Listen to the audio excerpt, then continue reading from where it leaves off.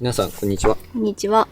僕たちはハイエースで日本一周している夫婦です。今回は東日本大震災で被災した岩手県、宮城県、福島県それぞれの場所を訪れた様子を動画にまとめました。東日本大震災から13年が経ちましたが、僕たちは子供の時から東日本大震災について学習することもありましたし、大人になっても学ぶこともありましたし、また実際にボランティアに行かれた方々にその時の様子をお話を聞いたことはあります。ただ実際に自分たちが足を運んで、その地域の様子や当時の様子をこの目で見ることはなかったので、実際に足を運んで今回それについて再認識したいと思っております。1個注意点がございます。これから流れる映像の中にはその当時の写真だったりとか、その当時の方のお話だったりとか、そういったメッセージがたくさん出てくると思います。13年経ったとはいえ、大変心に傷を負った方もたくさんいらっしゃると思いますので、映像を見ていて気分が悪くなったりとか、心苦しくなった時には無理して見ないで大丈夫ですので、被災地の様子を私たちの動画を通して見てみたいと思った方は、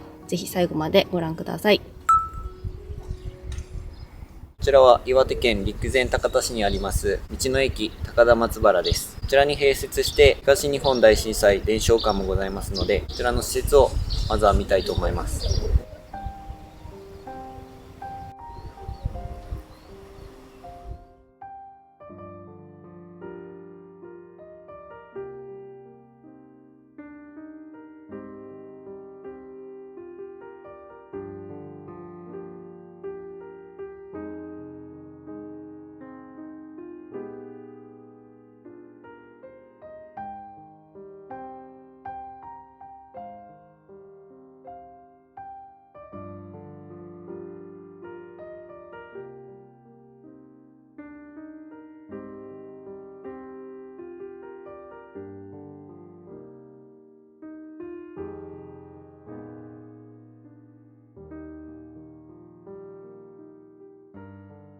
東日本大震災伝承館に行ってきました。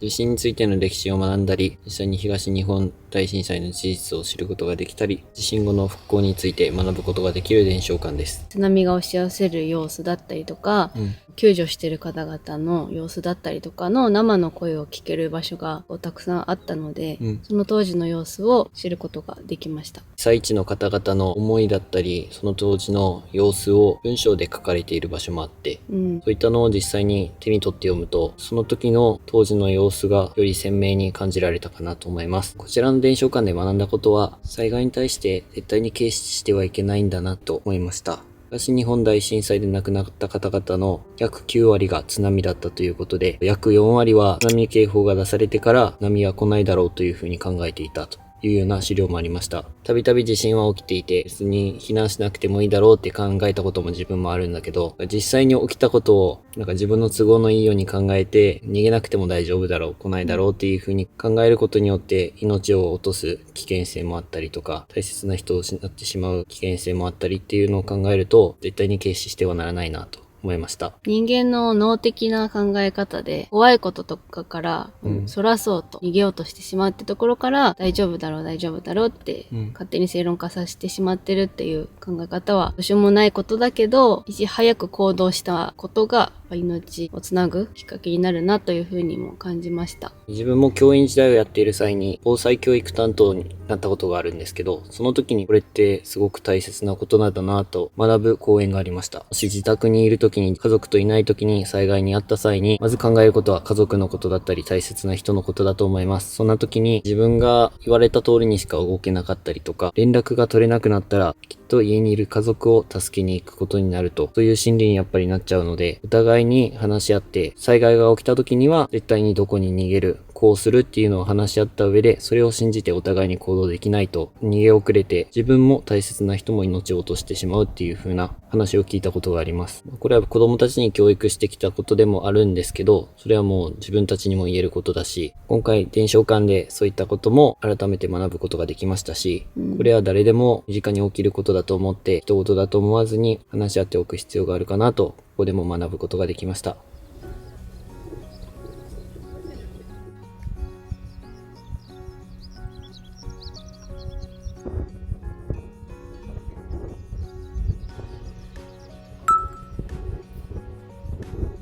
こちらが道の駅伝承館から沿岸沿いに歩いてきたところです。堤防の上だね。堤防ももう新しく作り変えられていて、目の前にも木がいっぱい新しい松の木が植えられています。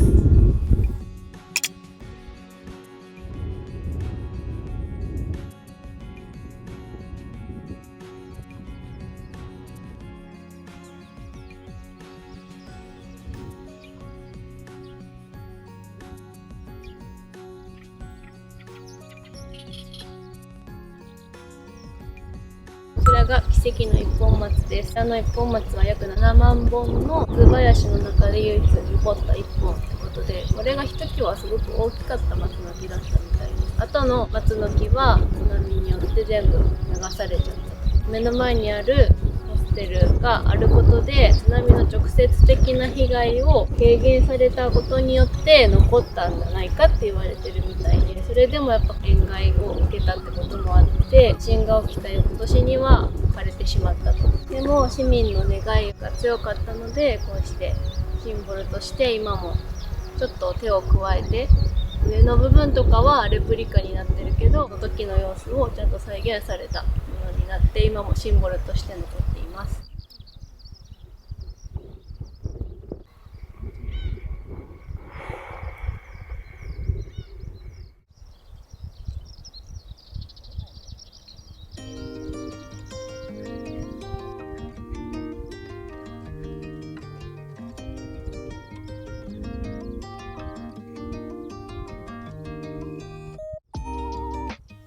こんなに立派な建物だったのに。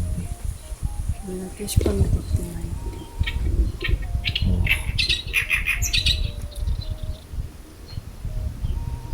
こっちもぐんやり残ってる。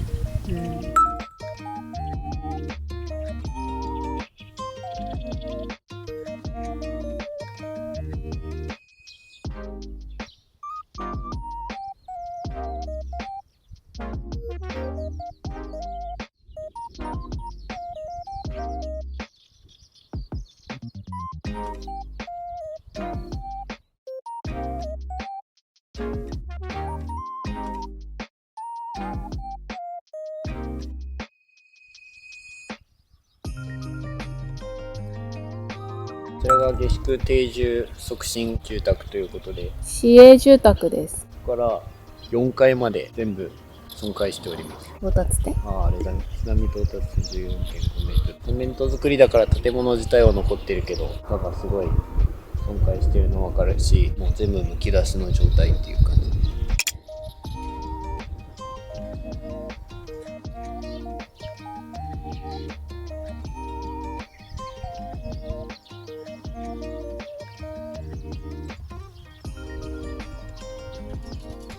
先ほど僕たちも歩いたんですけど、向こうにあるのは防潮堤です。こちら高さが今 12.5 メートルで約2キロにもわたる防潮堤になってるそうです。結局高さが 14.5 メートルまで上がったってことを考えると、これだけで完全に守れることじゃないんだろうなっていうふうには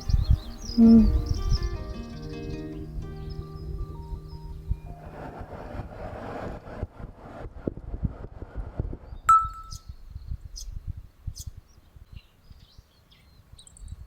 こちらが気仙中学校です。こちらの中学校にいた100名程度の生徒たちは無事みんな避難してるってことは、さっき伝承館の方で校長先生だったかな、説明されている様子も映像として残っていました。こちらは津波が屋上より上まで到達してるってことでした。震災が起きたのが2011年の3月なので、私たちが中学校3年生卒業する年になります。だから同じ中学生だったということもあって、その当時の子たちの様子も召喚で話をしていたんですけど、逃げたは逃げたけどおばあちゃんのことが心配だとか泣きながら話をしている学生もいたってことで、地震が起きた時には中学校の卒業式の最中だったっていう時だったね。合唱の練習をしてる時だったってことで、第3避難所まで100名程度が避難できるところまで避難したっていう風で、その判断がね、全員の命を救うことになったんだなって思うと、すごく自分たちにとっても教訓になる。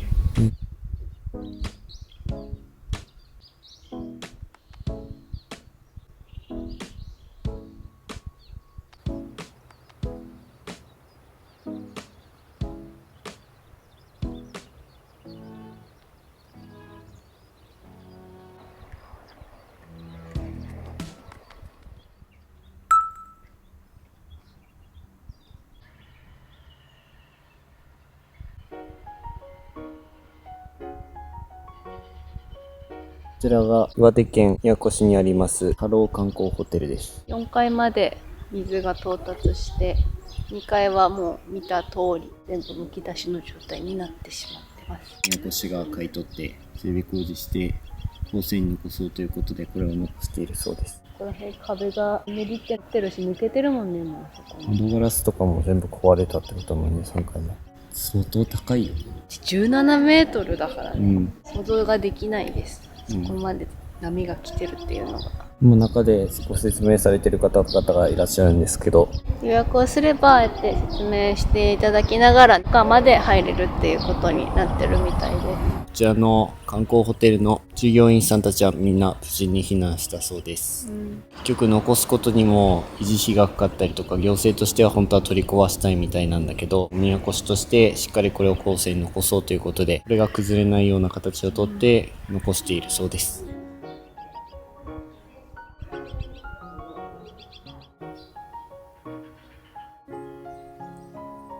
こちらの建物の向かい側には今は高い防波堤があるんですけど、当時は10メートルほどの堤防が全て崩れて、こちらまで津波が押し寄せたそうです。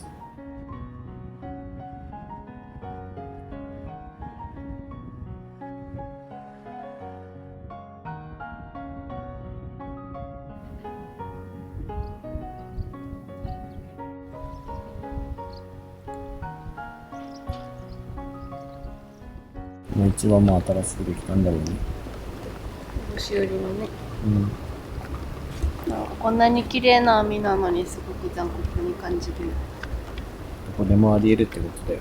ちょっと湾みたいになってるんだ。そこからどんどんこちらからちょっと見にくいんですが、貯水施設が向こうにありまして、明治、昭和、平成と黄色い札がね、2011年の津波は貯水池のほぼ屋根のところまで津波が来たってことだから、やっぱりかなり高いことが起こるし、この高さよりも堤防を高くしてあります。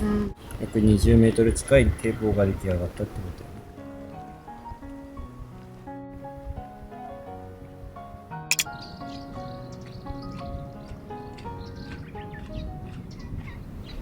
宮城県の気仙沼市にあります気仙沼市東日本大震災後伝承館にやってきました。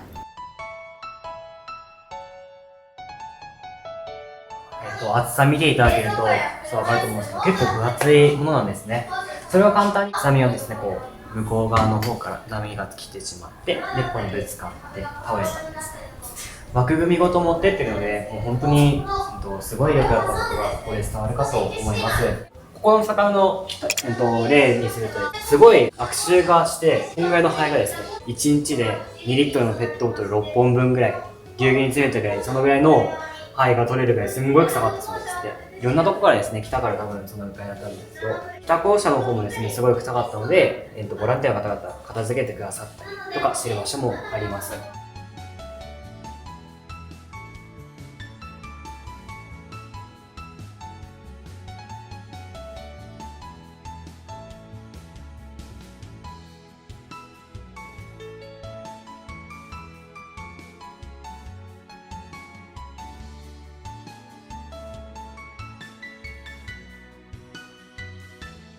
で、そういう思いで作られた慰霊碑がありまして、この悲劇を繰り返すのは大地が揺れたらすぐに逃げろ、より遠くへいる、より高台へっていう言葉があります。同じこと言ってますし、遠いところの高いところに避難しろっていうことですね。なので、もし、皆さんの地区が海近くにあるかどうかはわかりませんが、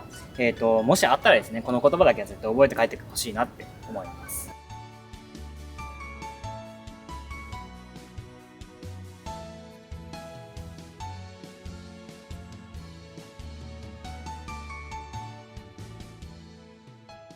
としては最初入ってから受付後にシアターを全員見るような形になっていて、それを見た上でそのまま気仙沼紅葉高校の旧校舎ままの状態の学校の様子を見学できるということになっています。画面の揺れとか実際のその当時の人が撮影したものをかなり長い時間上映してくださるので、よりその時の恐怖感とかそういう切迫感とかっていうのがすごく伝わってきました。語り部ガイドと防災セミナー振り返りワークショップという有料の体験プログラムっていうのがあるんですけども、たまたま今回は語り部ガイドを無料でしてくださるということで、そちらに参加させていただきました。すごく良かったなって思います。実際に説明してくださった方は、その当時まだ幼いった子が大きくなって語り部としてボランティアとしてやってくれてるってこともあって、その時の様子とか、実際に震災を受けた時はこういう状況だったとかリアルな話を交えながらすごく丁寧に説明してくださったので、私たちもその当時の様子を思い描きながら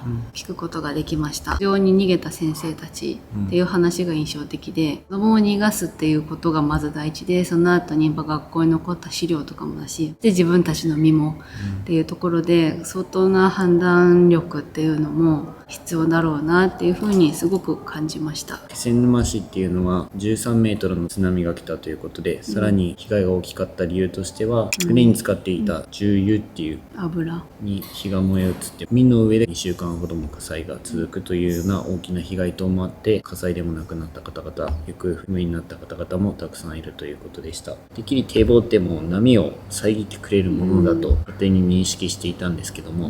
ここは勘違いで、堤防というのは人間の逃げる時間を確保するためにあるということを聞きました。釜石市の方ですごい大きい堤防があって、それでお年寄りの方々がそれがあるから大丈夫だろうっていうふうに安心していたっていう話を僕たちも聞いたことがあるし、実際に行った時も見たんですけども、あったとしても少しでも高いところに逃げてくださいというような話も聞きました。それこそ私たちの地元の宮崎県でもタワーとかできてるんですけど、実際これじゃ足りないんじゃないかなって常に不安に思いながら見てたりもしたので、だからそれが建てたから安心とかそういう思い込みで全てを判断しないようにしようっていうふうに思いました。施設の向かい側、海側の方に建ってる堤防も10メートルで作られてるみたいで、10メートルもあれば十分な逃げる時間を確保できるっていうことだったので10メートルってことでした。ここは私たちも勘違いしているところだったので、ぜひ皆さんも堤防があるから安心じゃなくて、堤防にこう跳ね返ってる間に逃げるという思いで逃げていただきたいと思います。この場所では若い方たちが見に来てくださった方々に真剣に話をしてくださる姿を見て、すごくいいなというふうに感じました。伝わり方っていうのが他とは違って、これだけ若い人たちが本気で話をしてくださってるんだなっていうのを感じると、自分たちもより気をつけないといけないなっていうような危機感にもつながった部分もあるかなと思います。若い人の言葉もすごく胸に刺さりました。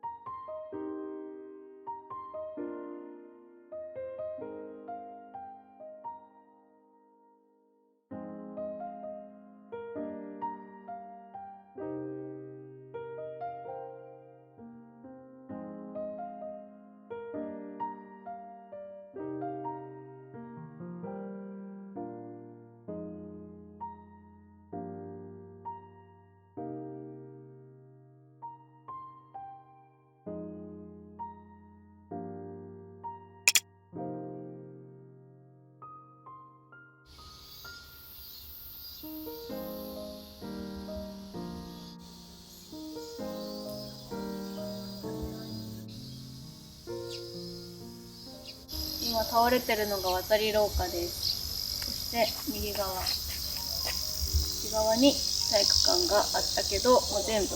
されてしまって、今は何もないです。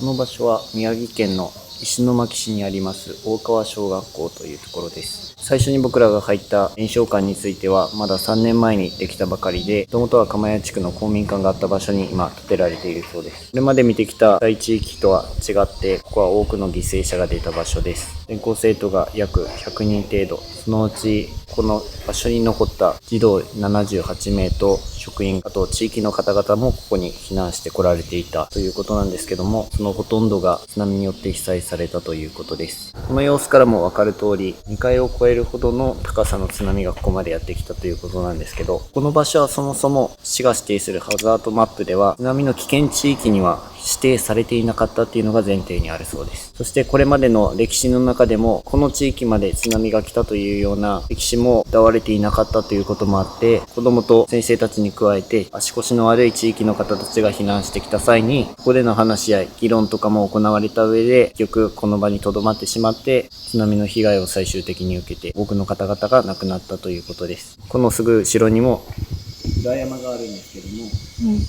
いろんな理由があって裏山には逃げずにここに留まってしまったという話もあるそうです。これまでになかったからとかハザードマップで指定されてないから大丈夫だと市や国からも言われてるからということを前提に考えて安心しきってはいけないなというふうに素直に思いました。自分も小学校の授業とかでハザードマップを用いて授業したりすることもあったんですけど、たまたま自分の地域はね、もう津波の被害があるであろう場所だったので、普段から危機感というのを子供たちと共に持っていたっていうのはあるんですけど、それが決して当てにならないというわけではないんだけど、最悪の場合を想定して行動しなきゃいけないなっていうのは、今回改めて話を聞いて思いました。今回僕たちが来た時には、伝承館のスタッフの方が説明をしてくださったんですけども、普段は土日、1日に2回有料で説明をしてくださっているそうです。資料を見て確かに勉強になるし、いろいろ考えさせられるところはあったんですけども、なぜ逃げなかったのかなとか、その背景に、石巻市では訴訟とかにもなっているほど、原因は明らかになっていない部分もあったりはするんですけども、そういった背景にあることとかも、実際に話に聞くと、より理解も深まると思うので、個人的にはガイドさんの話を聞いて、勉強するのもありなのかなというふうに思います。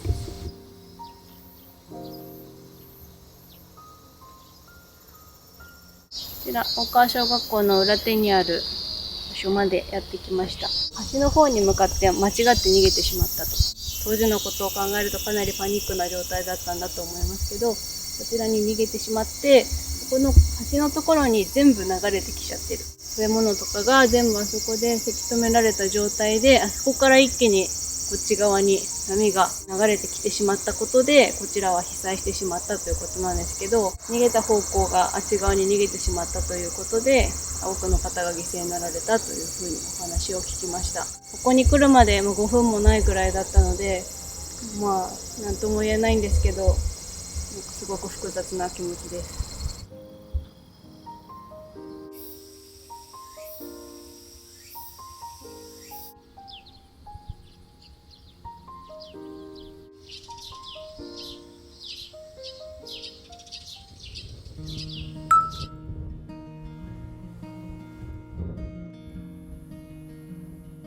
福島県にやってきました。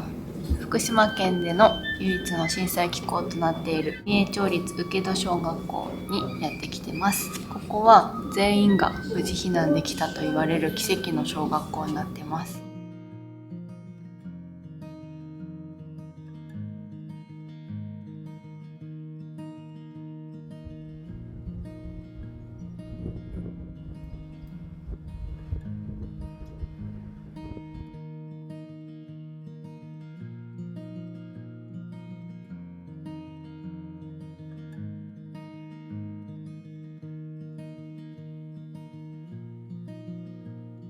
おそらく地震があった日は卒業式の予行練習とかをしている時期だったので、ここ職員室、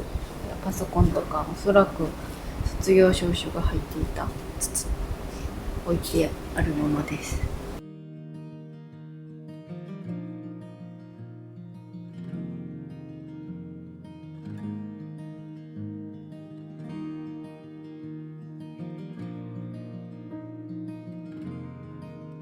ここ浪江町は震度6強の地震の後、津波15.5メートル来まして、その後原発の爆発が起きたことで避難をしなければならなくなったということで、周りは津波によって何もなくなってしまったというような状況です。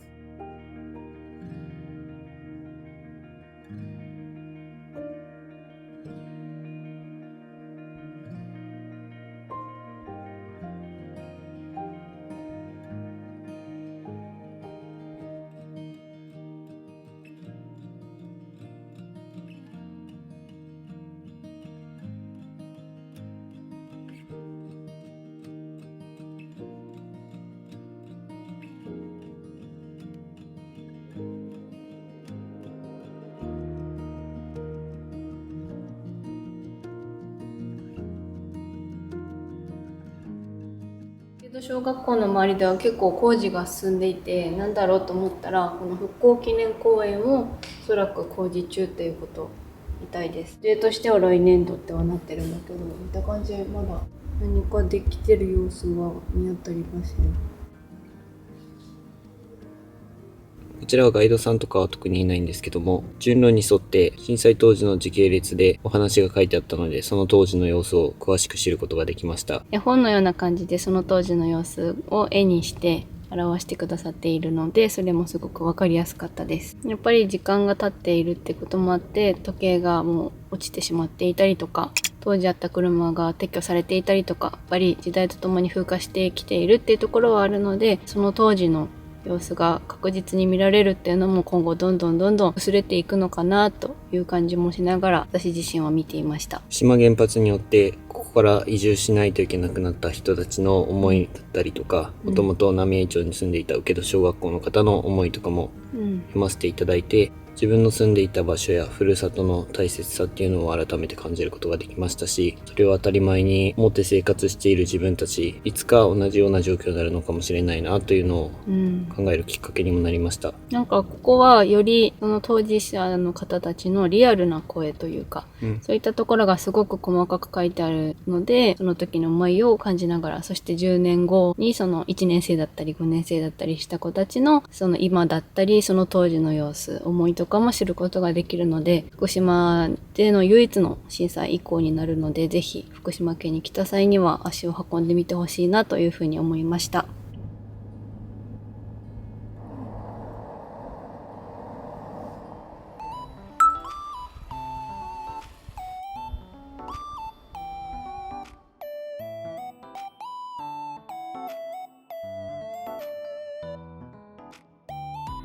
こちらは撮影はできなかったので、自分たちだけ見て勉強してきました。こちらは主に原子力に関する資料だったりとか学びが深められる場所になっていて、その他には津波当時の映像だったりとか写真がたくさんありました。原子力についてはあまり知識的なところすごく浅い知識しかなかったので、かなり勉強になりました。細かく書いてあって、あとは見応えがすごかったです。3時間ぐらい勉強してたかな。映像もかなりたくさんあったので、原発による複合災害っていうので、10年近く自分のふるさとに戻ってこられなかった方々の声を聞いたりとか、福島第一原発が爆発した後のその後の対策等も今回詳しく知ることができて、これまで自分たちの知ってきたことはすごい薄いものだったんだなっていうのを今回見て改めて感じました。ようやくここ最近解除されて、この周辺も住めるようにはなってきたんですけども、まだまだ完璧ではないということで、作業を頑張ってくださっている方々もずっといるんだなっていうのも今回見て分かりましたし、原子力発電所についてはまだ3、40年かけないと廃炉できないということで、まだまだ東日本大震災の戦いは続いていくんだなというふうに思いました。今回東日本大震災に関連する伝承館だったり震災遺構を岩手県、宮城県、福島県のこの3つを巡ってきました。避難の仕方だったりとか、その当時の様子とかを本当に事細かに知ることができて、それぞれの地域で津波の到達時間だったりとか、その時の状態っていうのも全然違うから、本当一概にこうするのが正しいっていうのは本当に言えないんだなっていうことがよくわかりました。大きな災害はこれからもまだまだ続くと思うので、その時の備え、そして心構えっていうのが本当に大事なんだなというふうに思いました。この地域以外の被災地のことも改めて考えたいなというふうに思いましたし、何度も言いますけど、自分たちの今後の対策、考え方について改めて学べるいい時間になったかなというふうに思います。悲しく感じたことはもちろんいっぱいあるんですけども、前向きに考えられるようにこの経験を生かしていきたいと僕たち的には考えています。新しい施設はあるんですけど、やっぱ寂しい感じがすごく漂っています。ただやっぱり活性化させようと努力している方々もいるので、ぜひお時間があればこちらにも足を運んでいただいて、伝承館の方なども巡りつつ、美味しい食べ物だったりとか楽しい施設もまた新しいものが続々と出ていると思うので、ぜひ訪れてみてほしいなとすごく思いました。それでは今回の動画はここまでです。最後までご視聴いただきありがとうございました。寺田夫婦でした。さよなら。さよなら。